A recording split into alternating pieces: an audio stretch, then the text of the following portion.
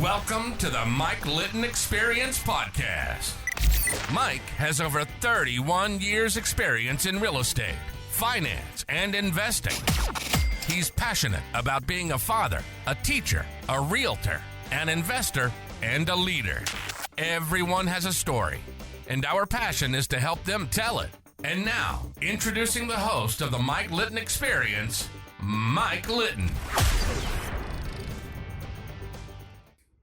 So what can you expect from the Mike Litton Experience? You can expect stories that will inspire, motivate, advice that will sharpen your focus, and expert information on real estate, finance, and market conditions. Joseph Lenard, thank you so much for being our guest on the Mike Litton Experience. We're super excited for our time together. And before we hit record, one of the things that we talked about was everybody has a story, and our passion is to help them tell it. So with your permission, we're going to start with where you were born, go all the way up to today. We want to talk about all these amazing things you're doing, your podcast, your books, all the stuff you're working on, and obviously anything that you're working on for tomorrow, okay? All right, sounds good. But first, I thought there was the Lipton tea hour. Nope. Not the Lip.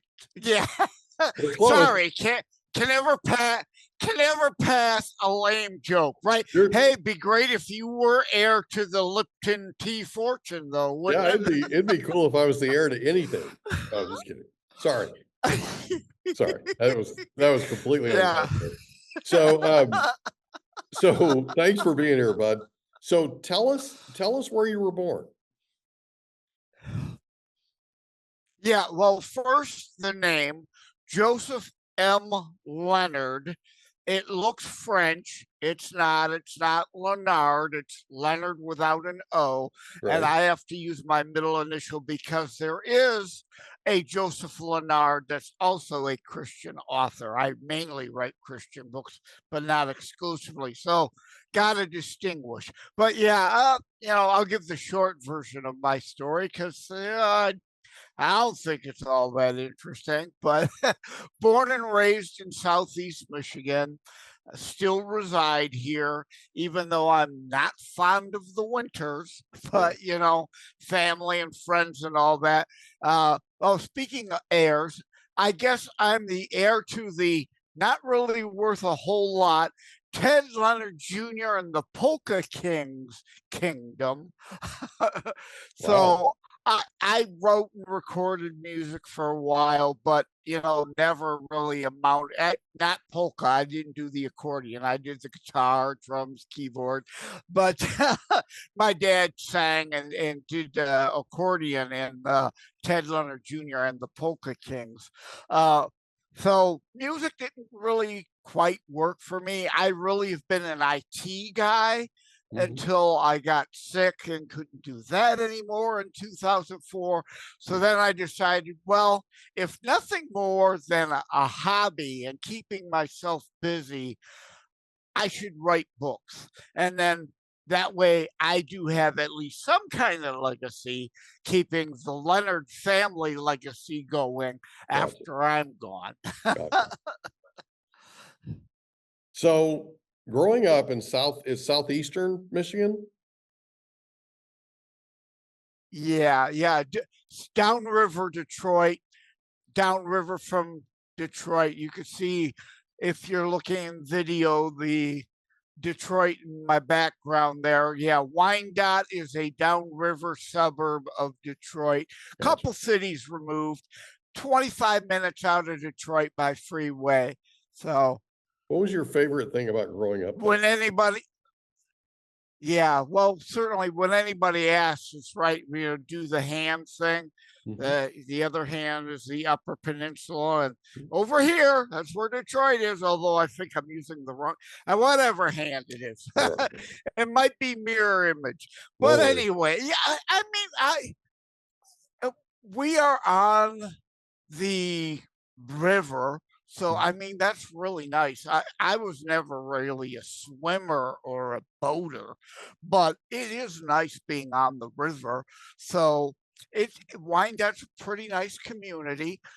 So I like it.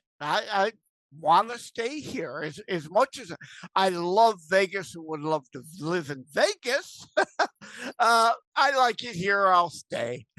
I got you. So what was your favorite thing about growing up there?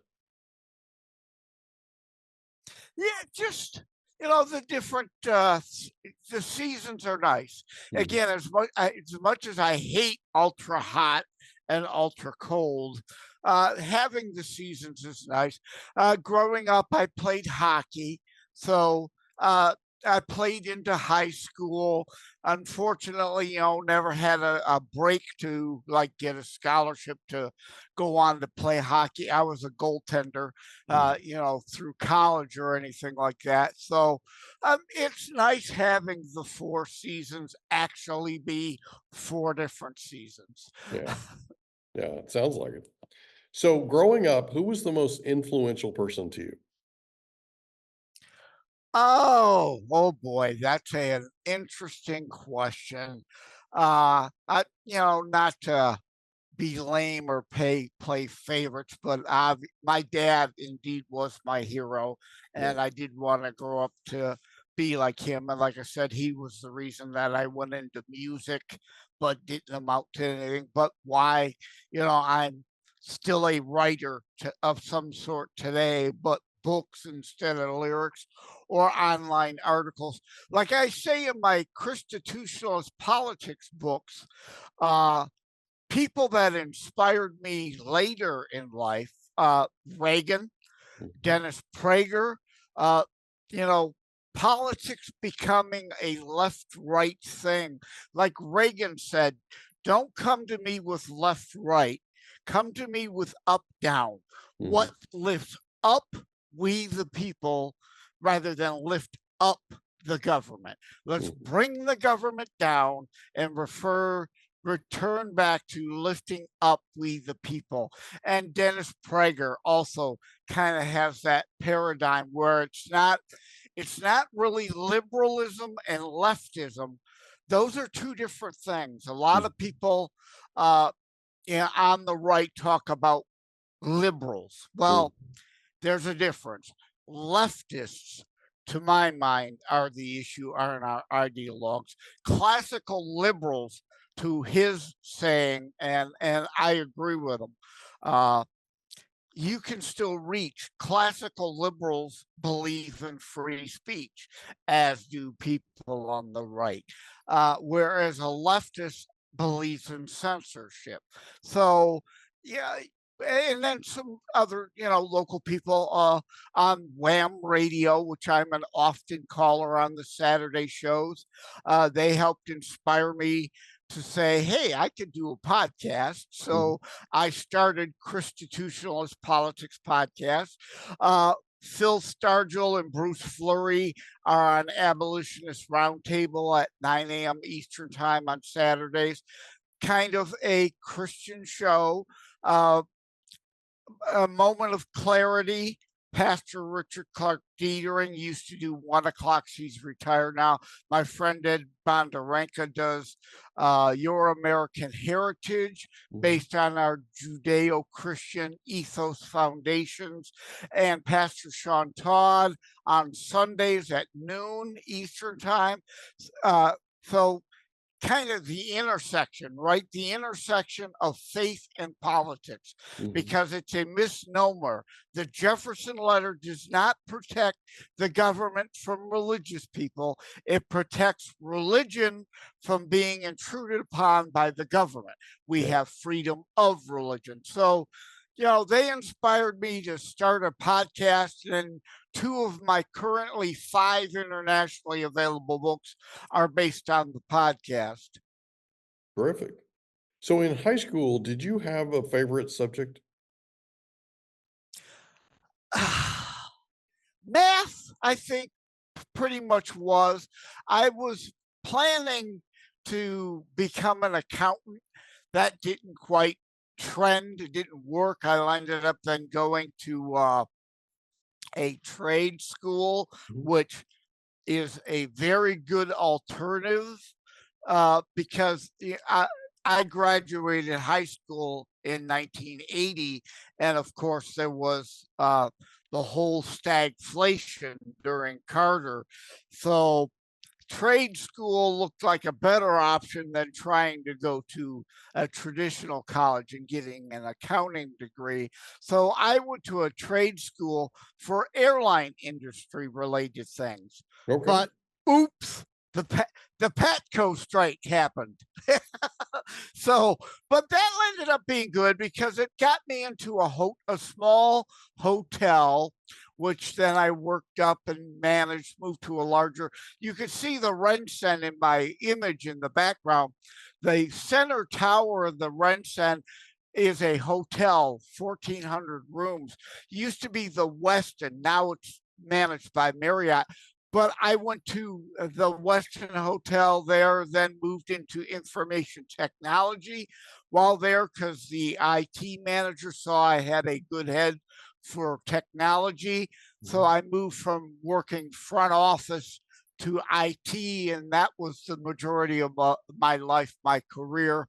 And until I burnt out of that, too much stress. And, when you're on call 24/7, 7 days a week, eventually your body can get to the point where it says, I'm not doing this anymore. We're shutting down. So that happened to me in around 2001. And by 2004, I was just not able to work anymore. Gotcha. So you managed hotels out of trade school? Well, no, I got a job just working a front desk and then, kind of worked my way up from there. Okay. Into management? You gotta, you gotta get your foot in the door, of course, any way you can, right? Sure. Absolutely. So in 2004, you basically give up managing hotels. No, 2004 was when I had to stop being an IT guy. Oh, IT guy. Okay. I got you. Okay. Yeah. So In the late 80s, I moved from hotels operations to computer systems, but Gotcha. still in the late 80s, it was computer systems within the hotel industry. Then I went to a chemical operation. Wyandotte Chemicals was bought by Diversey, which was owned by Molson, and there was their headquarters was in Wyandotte. So I was like, if I can work and live in Wyandotte, you save a ton of money not having to commute 30 minutes or an hour. But then they moved somewhere. So I said, okay, you moved. I'm not getting compensated more. I looked around. I ended up being with Kmart for a while before they completely shut down after I was gone. But I was in automotive for a while. I went from chemicals to automotive because computers are computers, right? So in hotel management, what was the single most important thing you learned? Oh, you just got to be friendly. I mean, any hospitality type industry, customer service in general, right? If you can't put on the fake smile even when you're feeling bad, then customer service isn't for you, right? Go find something else to do. I got you. So the years that you were in IT, and it sounds like it was quite a while that you were in IT. So years you were in IT, what was your favorite thing Since the about late being 80s, yeah. what was your favorite thing about being in information technology? Well, because they like to say it's a science. There is a certain degree of art to it, though, too. Machines can be temperamental also.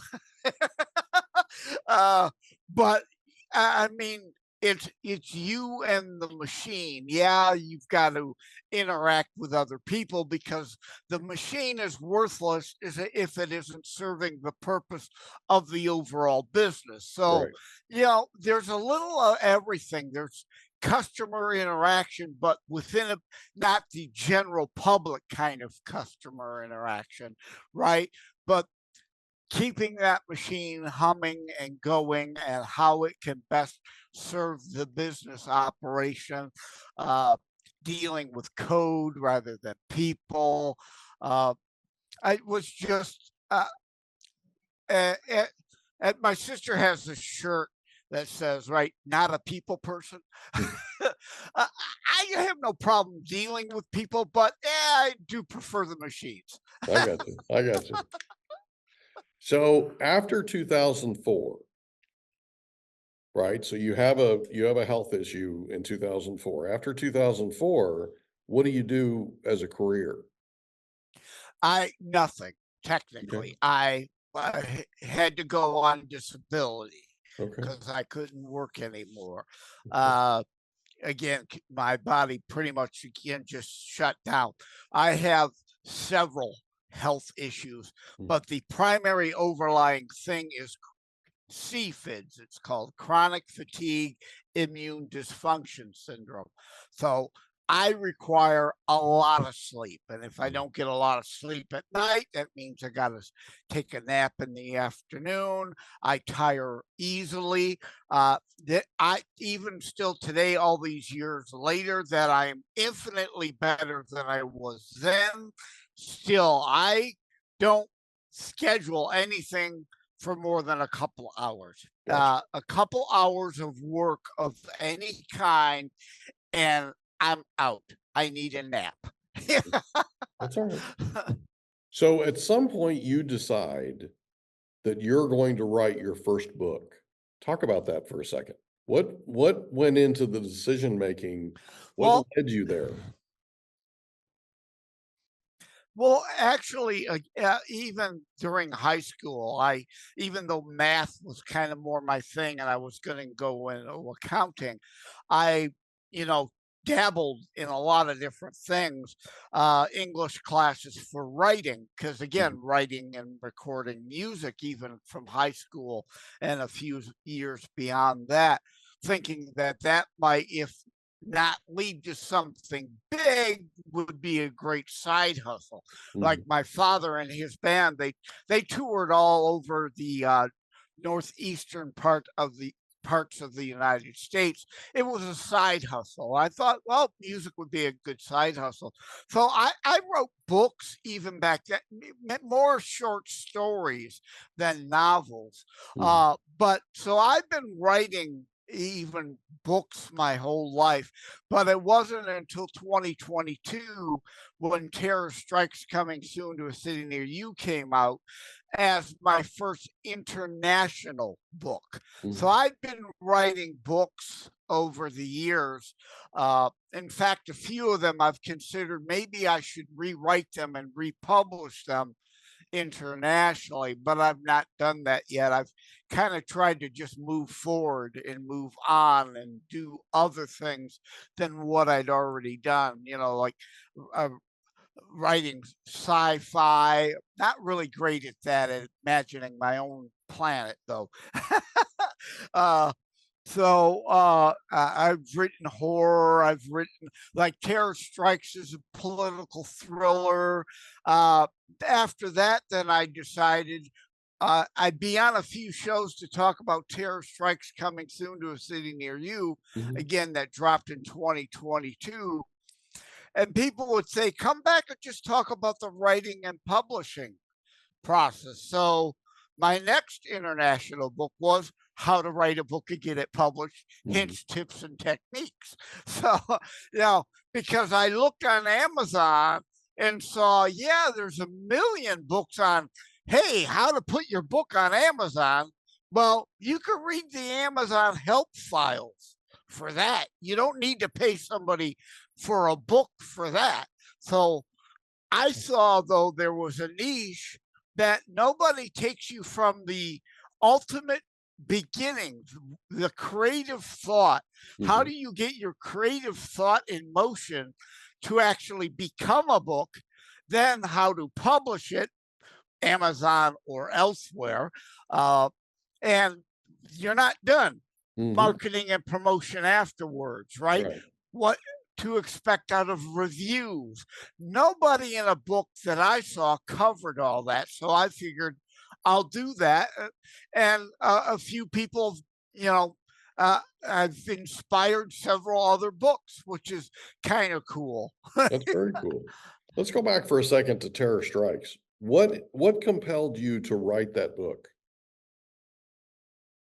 Well, and I go into this in how to write a book and get it published, hints, tips, and techniques. Everybody's muse or motivations or way their ideas come to them is different. For me, almost all of my books have come to me in a dream. Terror Strikes was no different. It actually came to me in a dream in 2006. So I had a beginning, a middle, and an end, but I just felt like something's missing here. This isn't the right time. So I figured in 2006, I'd put it off to the side for a few months and come back to it later. Well, lo and behold, 15 years later, the dream came back. I was like, oh, now I know what's missing. So I had to rewrite a little because some parts were stale from 2006, but I was able to complete, and I go into this, how to write a book and get it published. A book is never really done, but there comes a time where you've got to say, okay, now this has to be published, because you could write it forever, right? There's always things you could change, things, well, you think you might need to take out, new things to put in. But at some point, you've got to say, yeah, the publisher that you contact with a publisher, you get a deadline, and it's got to come out. I've been thinking maybe in the next few years, I might do a Terror Strikes Coming Soon to a City Near You director's cut, like a movie may have, the producer may put out or the director, a DVD or Blu-ray version of scenes that were cut out, things I left out of this book I could put into that one, because when I dropped Terror Strikes Coming Soon to a City Near You, I wanted it at around 250 pages, so it would be a reasonably priced book. I could write War and Peace because there's a lot to say on terrorism, it's historical fiction, or as I call it, faction. So there's part fact, part fiction. The factual historical aspects help set up the fictional storyline to make it, a little more believable. I could have wrote War and Peace, and in fact, Martin in the book is writing his book on terrorism, and I joke my joke through him in there that, War and Peace has already been done. There's no sense writing another one of those. And an 800-page book would cost too much. Nobody can afford it in these days, in these times with high inflation. I got you. So you write Terror Strikes, you get it published, you go out and you promote it. That spawns How to Write a Book and Get It Published. And then did you write another book after that? Oh, I've got a bunch of different ones in the, irons in the fire that I keep going back and forth between what might be next.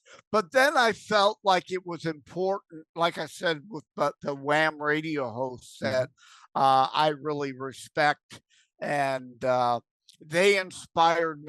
We hope you enjoyed another episode of the Mike Litton Experience. If you did, do us a favor, smash that subscribe button, tell your friends, family, and coworkers about our program, and wherever you get your podcasts, please leave us a rating. It helps us to connect with quality people just like you. And that's a wrap. Another episode of the Mike Litton Experience in the books. Reach out to Mike on Instagram at Litton Realty. Want to meet with Mike? Check out calendly.com/Rio760.